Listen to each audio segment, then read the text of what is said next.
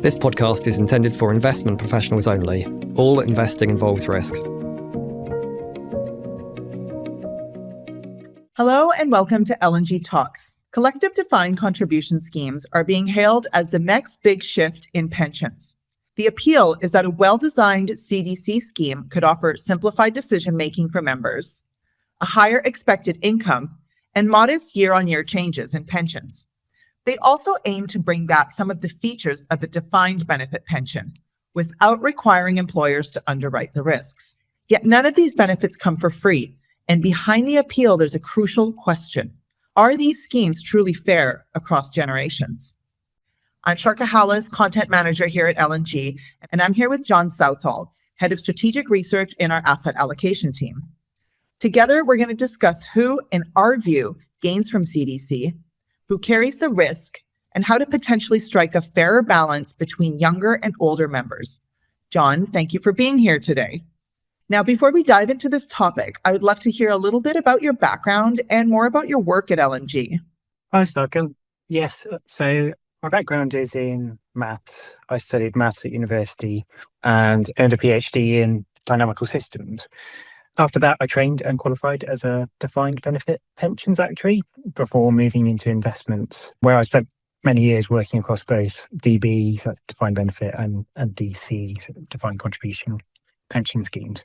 My focus has been on modelling, asset liability management, investment strategy, and related thought leadership. So today, my team and I work on a wide range of areas that include topics like strategic asset allocation, DC accumulation and decumulation, product design, and optimization problems. One part of my role is leading the development of our economic scenario generator, which underpins a lot of our analysis, alongside a range of other modelling tools that help us and our clients understand risks and returns and ultimately make better long-term decisions. So although my role is highly quantitative, it's ultimately strategic in nature. And recently, I, as part of a wider working group across L&G, have been looking at CDC pension schemes. Thank you for sharing that. Now, for listeners who may be less familiar, could you start by explaining exactly what collective defined contribution schemes actually are? And what are the problems that they're trying to solve that traditional DB or DC arrangements do not? A CDC is a type of pension scheme that essentially blends elements of traditional DB and DC plans. So like DB, contributions, both from the employer and employees, are pooled into a collective fund rather than being held in individual ring-fenced accounts as DC does. And the scheme aims to pay a target income for life, but unlike DB, benefits can go up or down depending on experience. So that's the basic idea in terms of sort of what they are, but there's a lot of complication under the hood, including exactly how benefits are adjusted up and down. I guess in terms of the problem that they're designed to solve, it's kind of a mixture of different features, which kind of links into, I suppose, advantages and disadvantages of CDC schemes versus other pension schemes.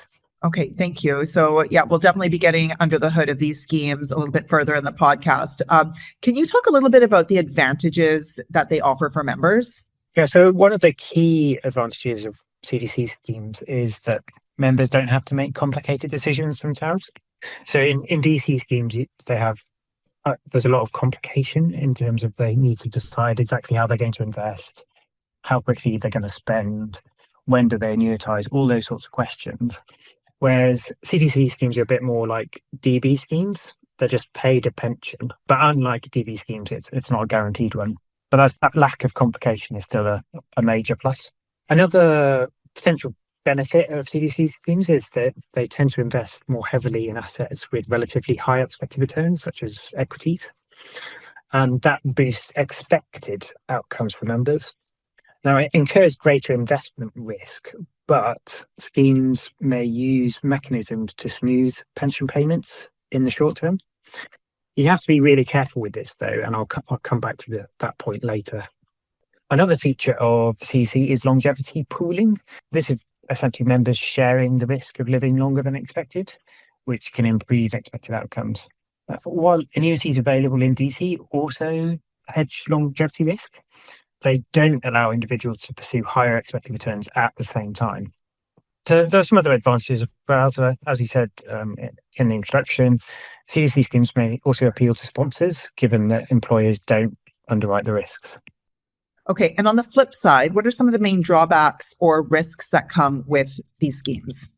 Well, yeah, as I just mentioned, CDC schemes invest more aggressively, which means higher expected returns and higher expected outcomes. And that's really the main driver of some of these expected uplifts versus defined contribution that you might have heard various estimates for. However, there's no escaping that this incurs greater investment risk. Now, CDC schemes use mechanisms to smooth pension payments in the short term, but that higher investment risk doesn't disappear. Rather, it's effectively transferred rather than pooled or shared, as it's sometimes described, to the longer term. So what essentially happens is the investment risk is shifted from older members who get paid in the nearer term to younger members who might not get paid for decades. Now, how does this work? How does it happen? And it basically results from how CDC schemes adjust expected benefits when things don't go as expected. So the way they typically do this is they change what's called the indexation rate of the scheme.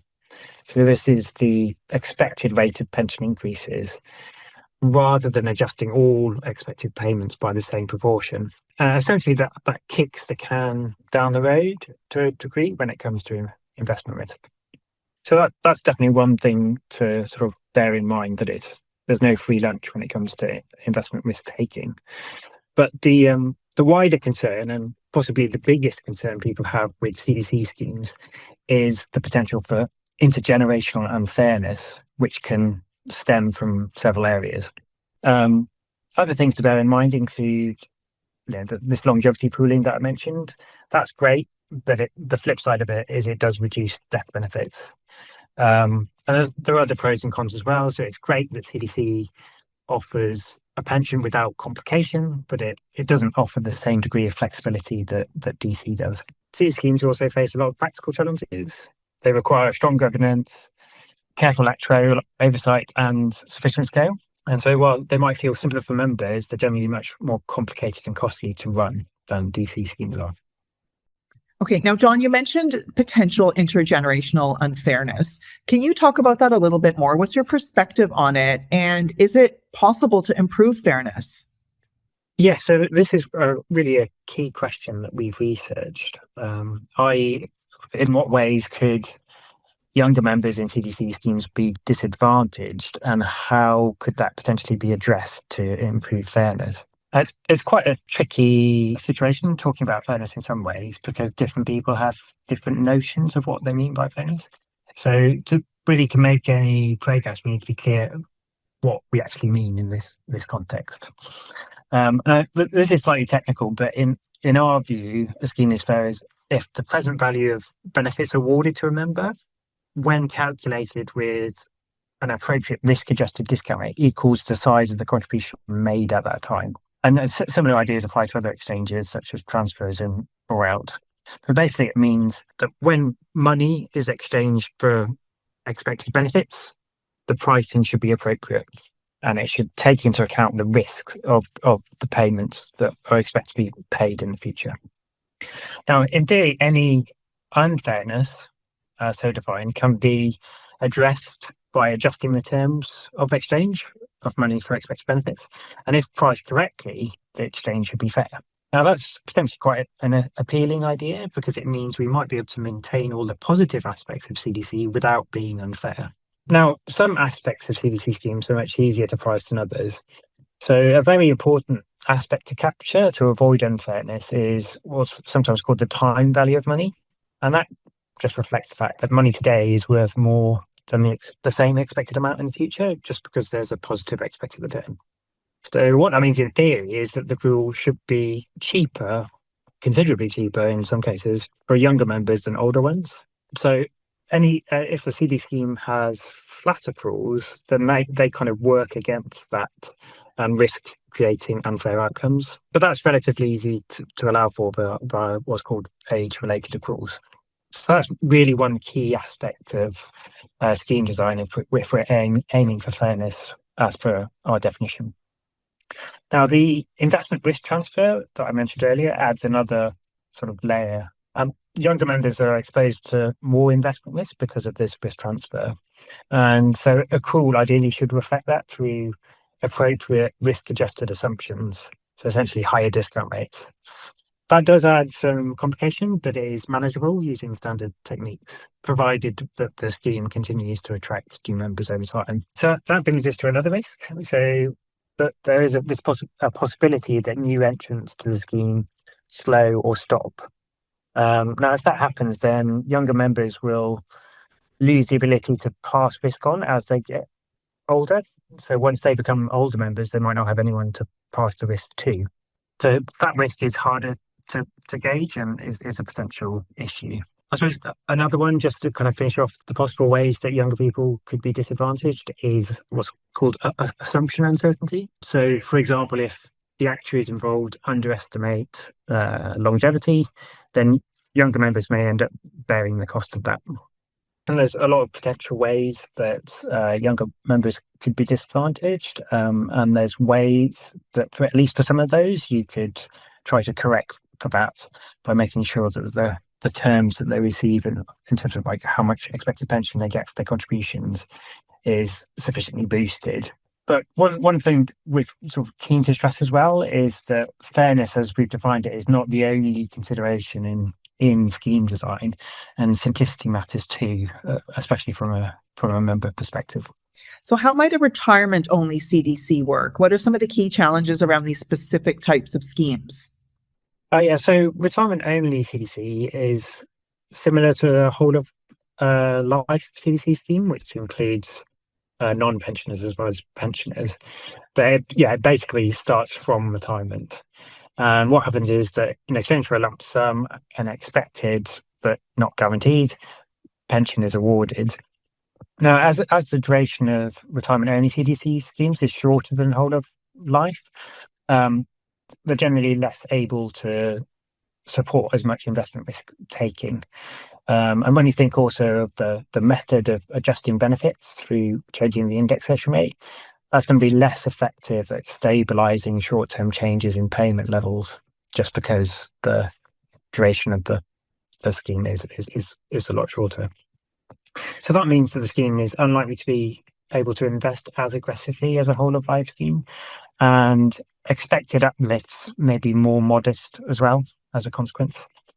But yeah, apart from that, a lot of the sort of trade-offs are similar to whole of life. So, for example, we can still stabilize short-term payment level changes to some degree, but that does come at the expense of greater long-term uncertainty in pension levels. I think one of the key advantages that remains is the ability to pool longevity risk while investing in growth assets, especially because it matters most actually when you're older and the mortality rates are higher. But a lot of the challenges also still exist. So trying to get scale, manage costs. And then another issue as well is that there could be some kind of selection issues. You need to think really carefully about the extent to which different members are offered different terms based on indications of how long they might live.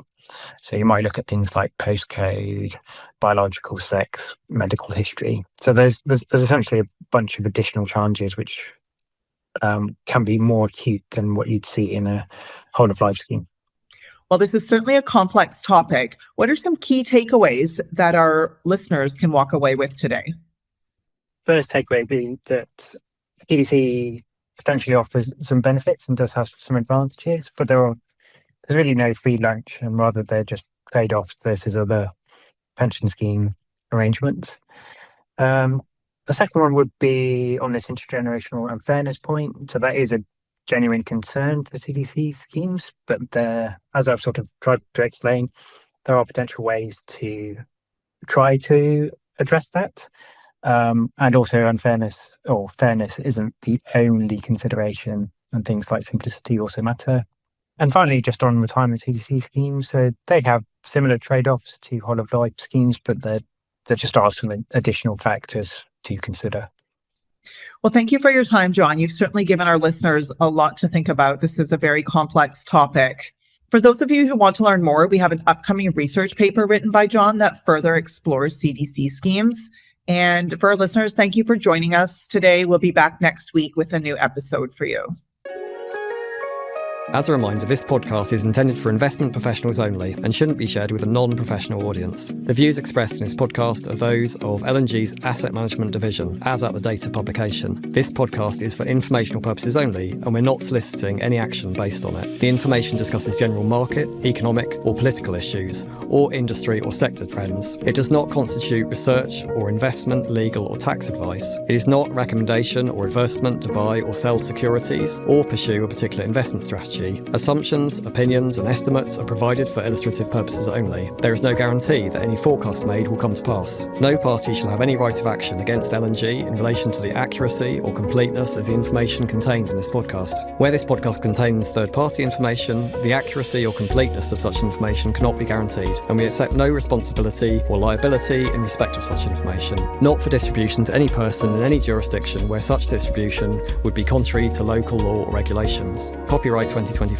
Legal and General Investment Management Limited is authorised and regulated by the Financial Conduct Authority. Unless otherwise stated, references herein to L&G, we and us are meant to capture the global conglomerate that includes, in the European Economic Area, LGIM Managers Europe Limited, authorised and regulated by the Central Bank of Ireland as a UCITS management company pursuant to European Communities Undertaking for Collective Investment in Transferable Securities Regulations 2011 as amended, and as an alternative investment fund manager pursuant to the European Union Alternative Investment Fund Managers Regulations 2013 as amended. In the USA, Legal and General Investment Management America Inc., a US SEC regulated investment advisor. In Japan, Legal and General Investment Management Japan KK, a Japan FSA registered investment management company. In Hong Kong, issued by Legal and General Investment Management Asia Limited, which is licensed by the Securities and Futures Commission. And in Singapore, issued by LGIM Singapore Pte Limited, company registration number 2022318776W, which is regulated by the Monetary Authority of Singapore. For full terms and conditions, please visit our website. To find more content, you can check us out on LinkedIn or on our website.